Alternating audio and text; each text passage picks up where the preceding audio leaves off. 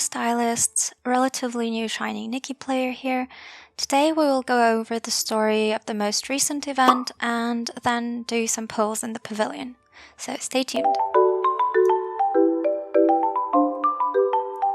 Just to preface this, I was extremely excited to pull in the event.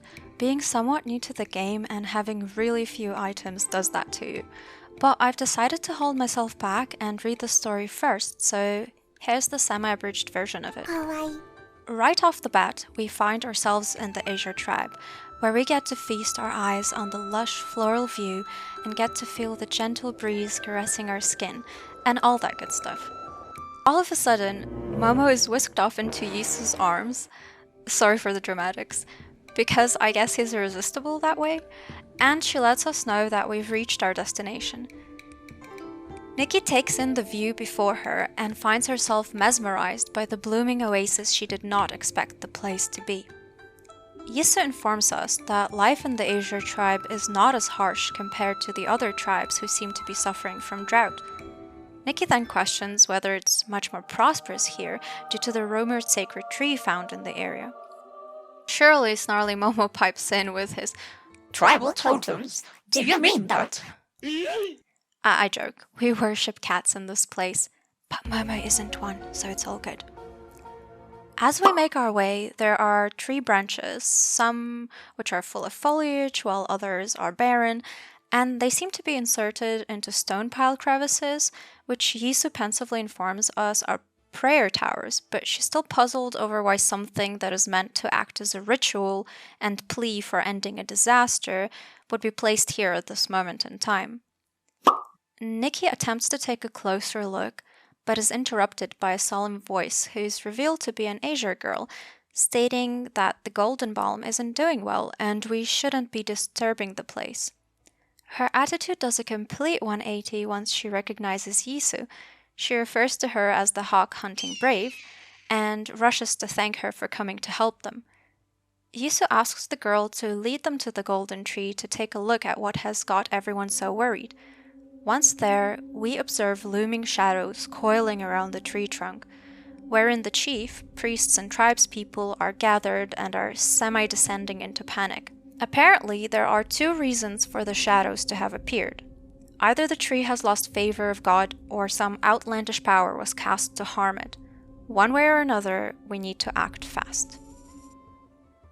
After failing to read carefully and accidentally pressing the wrong button, we then head over to the market, which is full of anxious buzzing.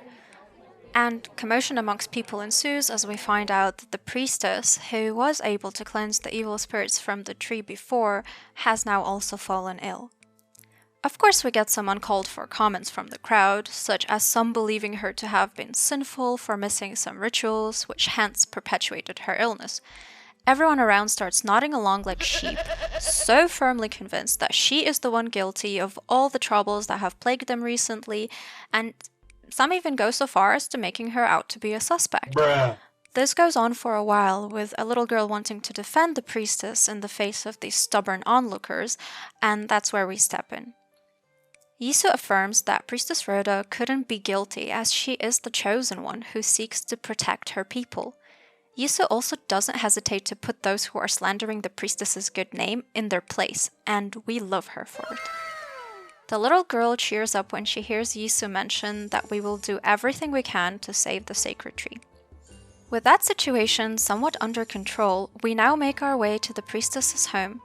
However, upon stepping into her abode, we are met with a chill not unlike the one we felt by the sick tree. The priestess appears to be in a lot of discomfort and pain due to her being enveloped by shadows. Yisu reaches out for Rhoda's hand, and the shadows slightly retreat where she makes contact. We find out that the sacred tree began withering after the priestess had fallen ill. Going by the state of the room, one can already tell that the priestess is an extremely hardworking and knowledgeable person.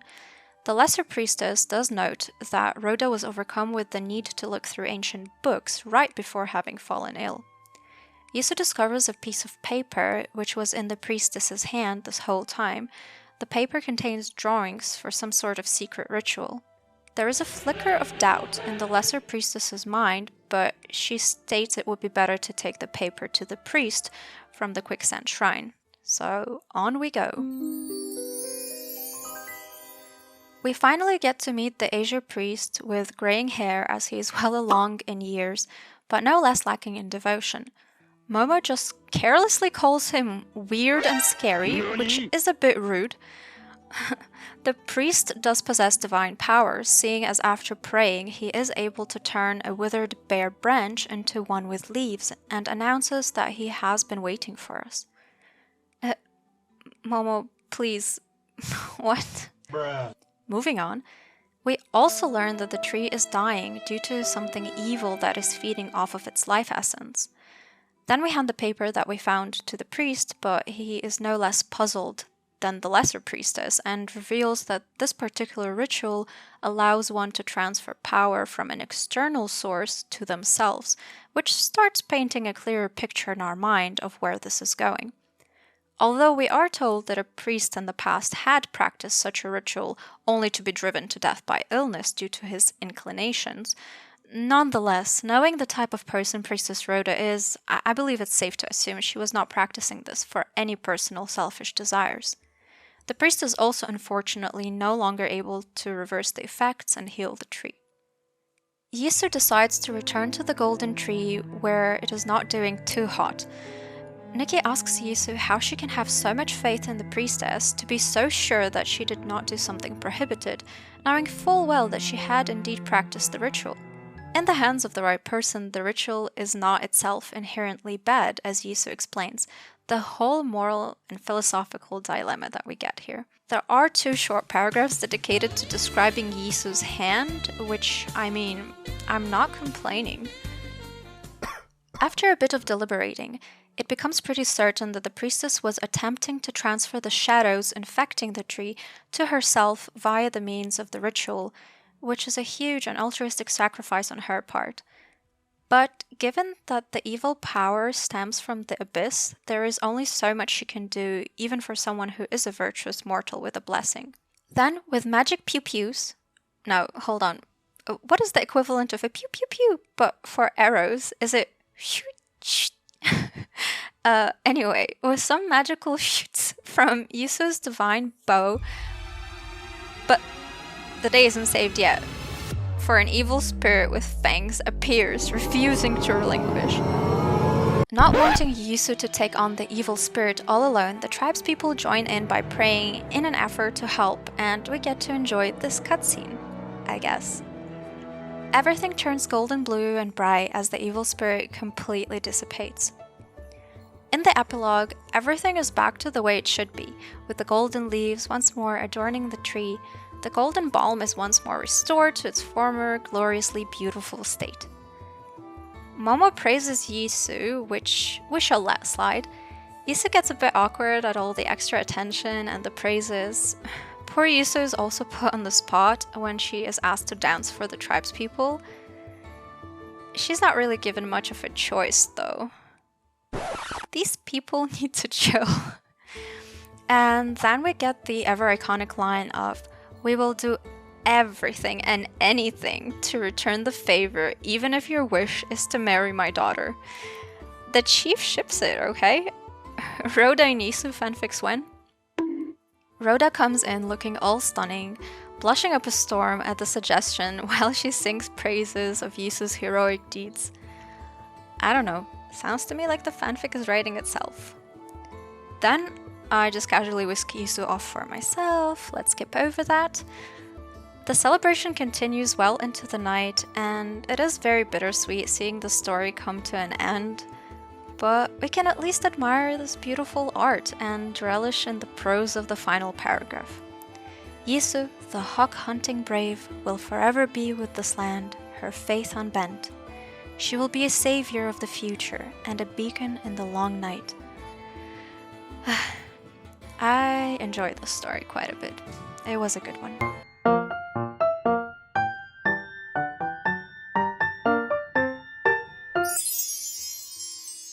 Now the time to pull has finally come. I'm always excited to see how my luck fares, since I don't have much luck to begin with. but one can always hope. I might have also forgotten to record my first 10 pulls, which is alright, I'll do better next time. I got the reflection in that first 10 pull, which is always great, especially if you're planning to go for Awakening the set as well. Must never forget those discounted pulls either.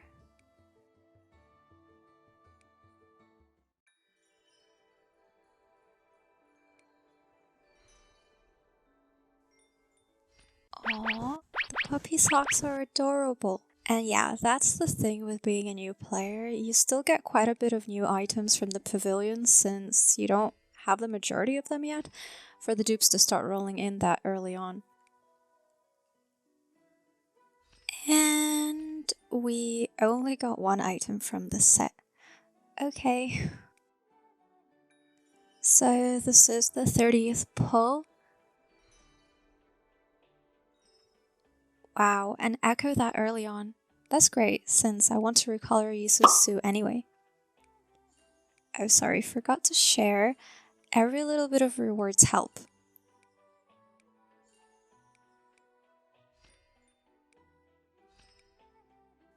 The gold color is really nice.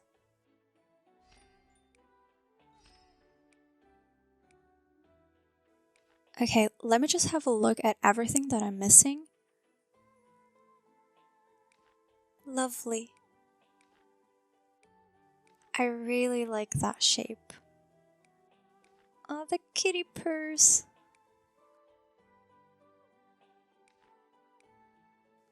This one is really pretty as well. I'd wear it.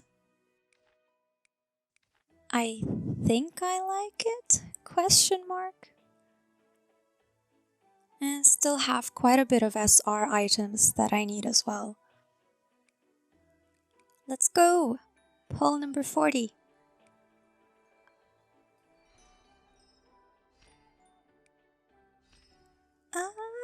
This is like one of my favorite pieces. Seriously, the accessories are beyond great.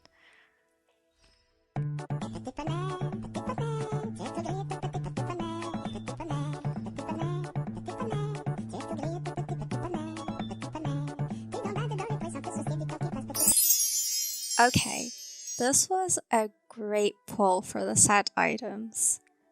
And this hair is so versatile. It also reminds me of the Ukrainian crown braid, which I just had to have since I grew up there. Cute!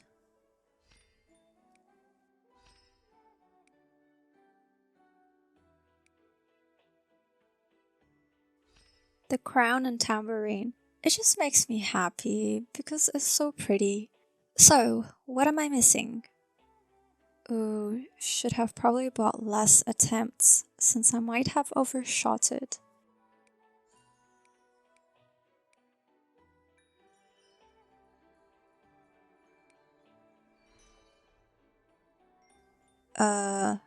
Never mind. I did not get the last item in this pull. No. But yay, another echo. Ah, right, the dress. Not surprising. I never had the dress drop early for me before. So, I think it would be safer to buy single pulls at this point. Yeah, let's go with that.